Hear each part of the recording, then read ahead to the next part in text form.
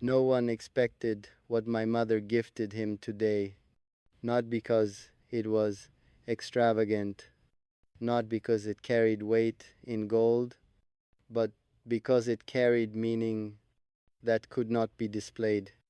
The room was calm, voices careful, expectations modest. Everyone assumed the gift would follow tradition, but my mother has never been ordinary. When it comes to intention, she did not present something loud, she presented something lasting. When the gift was revealed, there was a pause, the kind of pause that only arrives when something lands deeper than planned. It was not an object meant to impress, but a gesture meant to instruct.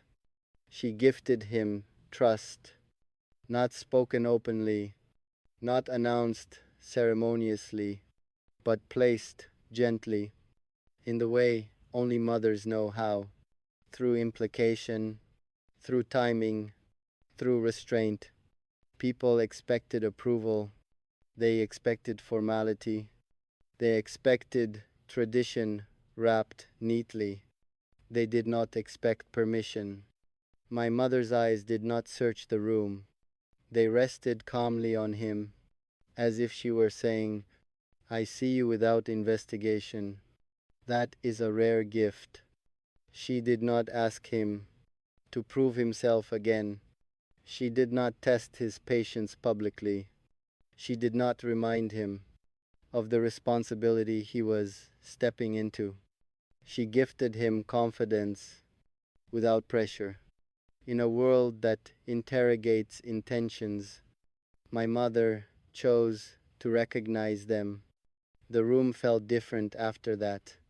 Not louder, not celebratory, quieter, more grounded, because when trust is given sincerely, it rearranges the atmosphere.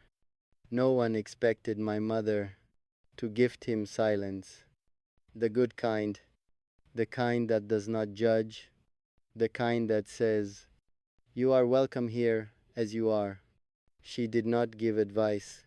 She gave acceptance. She did not lecture him about expectations. She demonstrated faith. That is the kind of gift that changes how a man stands. I watched him receive it, not with pride, not with relief, but with humility. He understood that this gift could not be returned, only honored.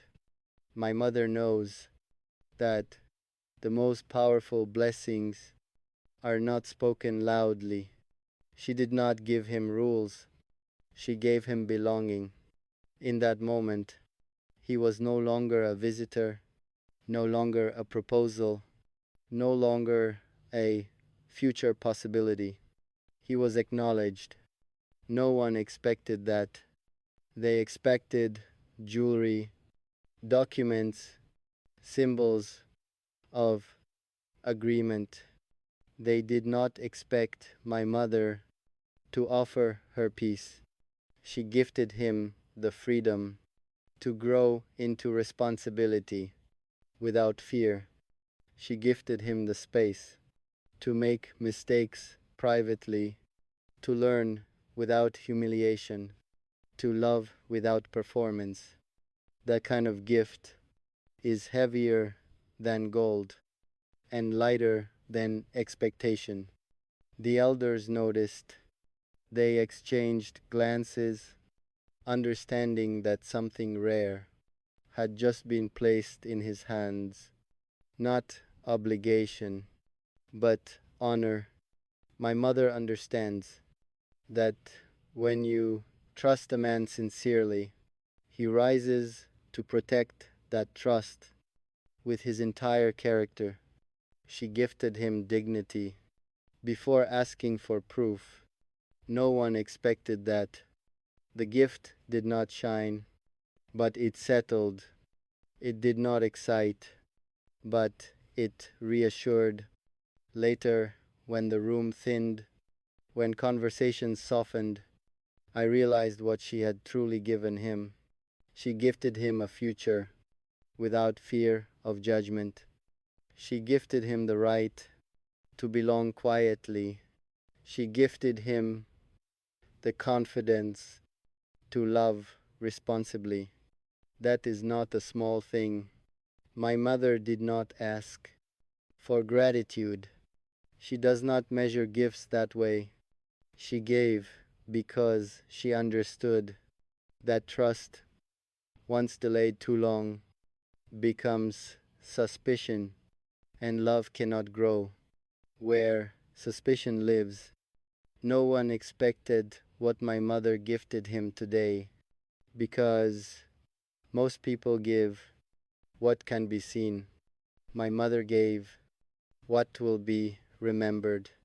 And long after the moment fades, long after words dissolve into memory, that gift will remain, guiding him, steadying him, and reminding him that he was chosen before he was tested. After the room slowly returned to conversation, after the pause learned how to breathe again, something invisible stayed behind. Not tension, not excitement, but understanding. The gift had already done its work. My mother did not explain herself. She never does when her intention is pure. Explanation, she believes, is only needed when meaning is weak. I watched how the air around him changed, how his shoulders softened, how certainty replaced caution, without turning into pride. Trust has that effect on men. It does not inflate them, it steadies them. Later, when we walked away from the gathering, the corridors felt longer, as if the day itself wanted time to process what had happened. He did not speak immediately. Some gifts require silence first. My mother walked ahead, her pace unhurried, as if she had placed something sacred exactly where it belonged. I realized then that she had not gifted him something new. She had removed something heavy. Fear. Fear of being measured endlessly. Fear of being compared. Fear of being judged. Before being understood, she freed him from that. When she finally spoke, it was not about the gift. It was about responsibility. She reminded him quietly that trust is not blind. It